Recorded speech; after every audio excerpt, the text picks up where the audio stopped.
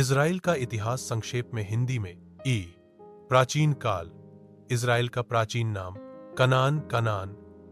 यह भूमि यहूदियों, ईसाइयों और मुसलमानों तीनों धर्मों के लिए पवित्र मानी जाती है। 1000 ईसा पूर्व राजा डेविड और उसके पुत्र सोलोमन ने जेरूसलेम यहूदी राज्य स्थापित किया। बाद में यह राज्य विभाजित हुआ, उत्तरी इज़राइल और दक्षिणी यहूदा। और रोमन काल और प्रवासन 70 ईस्वी में रोमन साम्राज्य ने यहूदी मंदिर को नष्ट कर दिया। यहूदी लोग पूरे विश्व में फैल गए, जिसे डायस्पोरा कहा जाता है। सैन इस्लामी और तुर्की शासन 18वीं सदी में मुस्लिम शासकों ने इस क्षेत्र पर कब्जा कर लिया।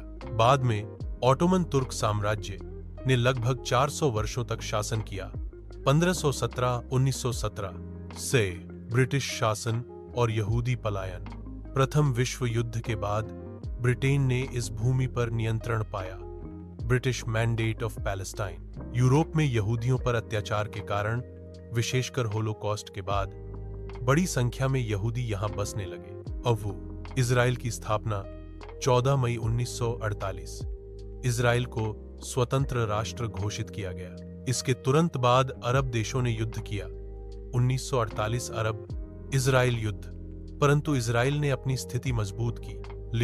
प्रमुख युद्ध और संघर्ष 1956, 1977 और 1973 इज़राइल ने अरब देशों से कई युद्ध लड़े, विशेषकर 1967 का 6 दिवसीय युद्ध बहुत निर्णायक रहा, जिसमें इज़राइल ने Gaza, West Bank, Golan Heights और यरूशलेम के हिस्से पर कब्जा कर लिया। फिलिस्तीन संघर्ष यहूदी और फिलिस्तीनी लोगों के बीच भूमि और राष्ट्र के अधिकार को लेकर लंबे समय से विवाद चला आ रहा है।